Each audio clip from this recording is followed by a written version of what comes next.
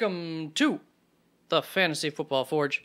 I am Steve, and today we will be going over the wide receiver rankings, but you don't have to wait on the videos to be released. You can also find all of my rankings up at the website, www.theFFforge.com, link down in the description. So check those out if you wish to. They will look just like this, as I pretty much have this just embedded in on the website. So without further ado, we'll backload any other stuff. What we will do is just go over my rankings. I have the top 100 wide receivers, basically the ones that I'm starting off the season tracking their stats for my projections. I'll go through this as quickly as I can. There are a few pieces of note that I will add along the way, anything that I feel is noteworthy, and some recent changes that I actually just made right before filming. That is why I'm going with the wide receiver video first. Usually when doing a new topic, I like to practice on the lesser positions, but let's get into it. Starting with the top 10, I have Stephon Diggs, Jamar Chase, Cooper Kupp, Justin Jefferson, Devontae Adams, CeeDee Lamb, Mike Evans, Deebo Samuel, AJ Brown, Keenan Allen. Notables missing from that, you could say Tyreek Hill, but don't love that New England matchup. Could be a just kind of a long game, as that Miami offense may not be kicking on all cylinders to begin the season. And Michael Pittman, I would love to put higher. I just expect them to be running by the time we get into the fourth quarter and not having to pass so much. Kind of a similar thing with DJ Moore. I'm just expecting a limited amount of opportunities in that Carolina-Cleveland game. Kind of expect that to be a longer possession type game with both sides maybe trying to keep control of the ball as much as they can. Deontay Johnson is someone that could definitely peek up into the top 10 there. Of course, Courtland Sutton could come out just like I think any of those Denver players could come out and have a huge first or second quarter. Do expect Denver to also be like running by the time we get into the fourth quarter. Kind of expect them to, I don't want to say not respect Seattle as a team, but expect that they can beat Seattle by just controlling the ball throughout the entirety of the game. So I'm really expecting them to be running pretty heavily from the start. There's always a lot of guys who could pop up. Christian Kirk easily could have that kind of week, easily could not have a number 23 kind of week. But let's just go right back up to that top 10. Did want to mention Jamar Chase over Cooper Kupp. Mostly have it like this because Buffalo's defense is great when Tre'Davious White is available, and he will not be there this game. So I may actually end up swapping that out. I did use some of last year's statistics just as far as the really good defenses and really poor defenses against the pass in order to help along with some of the decision making. And that might have been that decision right here. The only thing is, what kind of team would be choosing between Jamar Chase and Cooper Kupp? You have them both. You're playing them both, right? So, not a big deal. Let's move on down. I guess we could read them off. Tyreek Hill, Michael Pittman, DJ Moore, Deontay Johnson, T. Higgins, Courtland Sutton, Michael Thomas, Jalen Waddle, Brandon Cooks. I'm just going to take this down to the area where I feel comfortable with the players. Gabriel Davis, Terry McLaurin, Marquise Brown, Christian Kirk, Rashad Bateman, Juju Smith-Schuster, Mike Williams. And so right as we get into this area, this is my first little kind of drop-off where I'm starting to have a certain amount of concern of how high I guess the ceiling would be, or faith in them not getting beaten out, I guess, by some of these lower-end guys. So that began at DK Metcalf, Elijah Moore, Darnell Mooney, Hunter Renfrow. Definitely could be a good matchup for Hunter Renfrow. Brandon Ayuk, Allen Robinson, Marquez Valdes-Scantling, Jerry Jeudy, Amari Cooper, Devontae Smith, Amon-Ra St. Brown, and I think I can add in Julio Jones now into this little group as the second group of, so like 38 receivers where I'm pretty much like, hey, just start them. Why not? There's a couple guys in there I have some less amount of faith in. I want to make sure I'm not missing anything here. Yes, we will begin with Julio Jones, which actually begins with Chris Godwin, and I pretty much just put Julio in Chris Godwin's old spot. I don't know, I guess I was already tampering how highly I was putting Chris Godwin, but Just wanted to bring up that Chris Godwin had an interview or was a guest on a podcast in the moment with David Green, and he was asked if he would play week 1, and he said, I don't think any of us know that yet, followed by some more information, and then also later would go on to have some sort of quote about how being there for like the second half of the season is what is most important. And just the general vibe of the quotes that I'm reading there and from some of the comments from the people who hopefully actually listen to it, it doesn't sound like someone who's planning on being out there week 1 unless like things really were to change in the coming days. It's always possible. But it doesn't sound like that is the expectation even in Chris Godwin's mind at this point in time. So, Julio Jones, get your engine started. Let's go. I mean, heck yeah. I did not end up changing Mike Evans.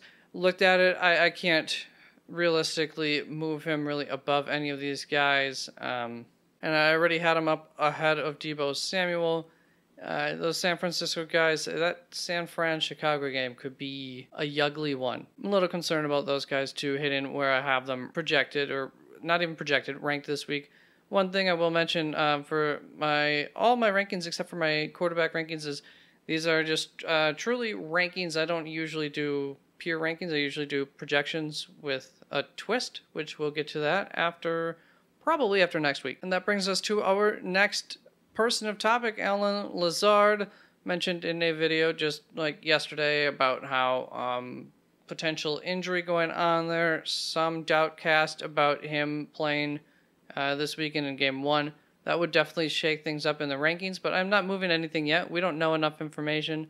Thought maybe more would come out today. It won't, but the weekly injury report does come out tomorrow, so a little bit more insight on that. It just truly sounds questionable right now. He may play, he may not play, so we'll see on that. Otherwise, do expect in this week 1 game, as long as the veterans are available, they might get a little bit more heavily targeted and the rookies may just get worked in a little bit more. However, if an Allen Lazard is out, that's going to leave some room for, I believe, Christian Watson to probably just be on the field all game. So that would be an opportunity that, a guy could never look back from. So we will see with that. Otherwise, moving into flex territory, starting with Adam Thielen, Tyler Lockett, Drake London, Robert Woods, KJ Osborne.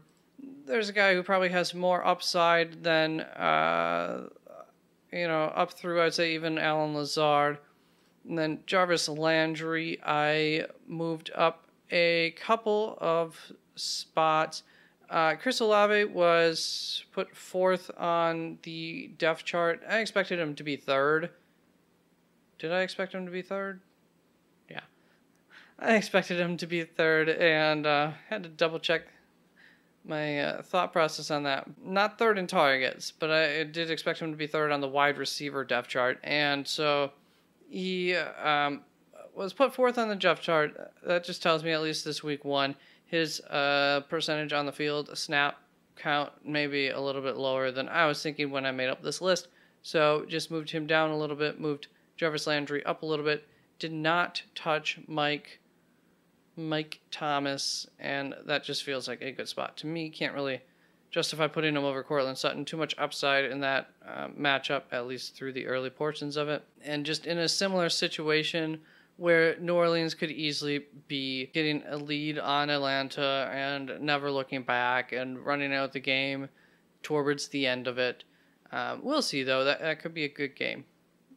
Definitely wanted to keep an eye on and see how the Falcons' new offense looks. Which brings us to Chase Claypool, somebody who I don't have any faith in right now, but he should be out there on the field, able to catch passes. Who knows what will happen there, but somebody I do really like right behind him in Isaiah McKenzie.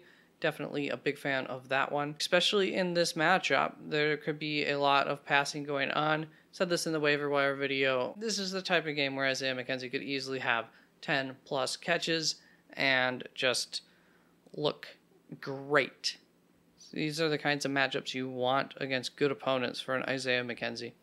Then we move on. I mean, for anybody, you know, it helps everybody else too. Moving on, Treylon Burks moved him down a couple of spots actually, just because the Chris Olave was a reminder to me that these rookies may take more than a week to really get in there. But I did move Jahan Dotson up a little because he, similar to Treylon Burks, really, they pretty much have guaranteed spots, I think, on the roster. Although Treylon Burks is maybe a little less questionable. Jahan Dotson, though, has a guaranteed number 2 wide receiver spot there. Rondale Moore, little asterisk there, injury concern. He may or may not be ready for this first matchup, but if he is, that's another high-scoring, high-flying type of matchup that you would want to have a guy out there, you know, for fantasy purposes, would want to have a guy playing in. Then Russell Gage moved him up quite a ways with the Chris Godwin news. I'm going off of Chris Godwin's not starting, so if that changes, then that'll change. But right now I have him at the bottom of this list, just in holding. Then Kadarius Toney, don't know what to think of that Giants team, and looking like Sterling Shepard will probably be playing this week, so that might really hurt some of these guys' upsides. I believe I probably ranked him with the question mark next to him. I would move Sterling Shepard right probably behind Noah Brown and ahead of Cedric Wilson if he is for sure starting. We have Tyler Boyd. If that offense runs like it did for the second half of last season, and I kind of expect it to do, he should be a solid flex kind of guy. Garrett Wilson, rookie, but you know, he's one of the better ones who may be ready week 1, but that offense is or is not better off right now. Zach Wilson might actually be playing this week. I don't know if that's better or not for the receivers, but we will see. Just that is where he goes. Devontae Parker, wide receivers are going to catch the ball in New England to some extent, so they have to come in at some point. Sammy Watkins is someone that I actually really do like this week, especially if Allen Lazard is down. But either way, I could see this being a typical Sammy Watkins week 1. Then Kenny Golladay, another guy who probably had him originally higher, so I just took the Fantasy Pros consensus ratings and then worked from there and moved him down quite a bit, just waiting for him to tell me where to put him. It's a shame how far he's fallen in such a short time. Yeah, that's about the end of where I would be recommending to start people this week. Even my boy Christian Watson, hard to recommend to start him. Chris Olave if you wanted to. Jalen Tolbert is a guy you could definitely go out on a limb for, assuming that Michael Gallup's not playing this week, and he is not supposed to be playing. I think that's, let's see here. David Bell, Randall Cobb, Romeo Doubs, could be, I said in the waiver wire video, if there is a week you're going to play Randall Cobb, then this should be the week. I don't think he should have been drafted or be started. And then David Bell over them, basically because David Bell should have a role in his offense and not just be getting worked in here and there. So similar with some of these guys. Josh Reynolds is a name to keep an eye on that I don't think anybody talks about, but I was tracking him last season after he got traded to Detroit, and each and every week he was getting incrementally more valuable for fantasy. And right as he was about to kind of break this threshold of, hey, I got to get that guy on my team because I was in need of a wide receiver, he, Amon-Ra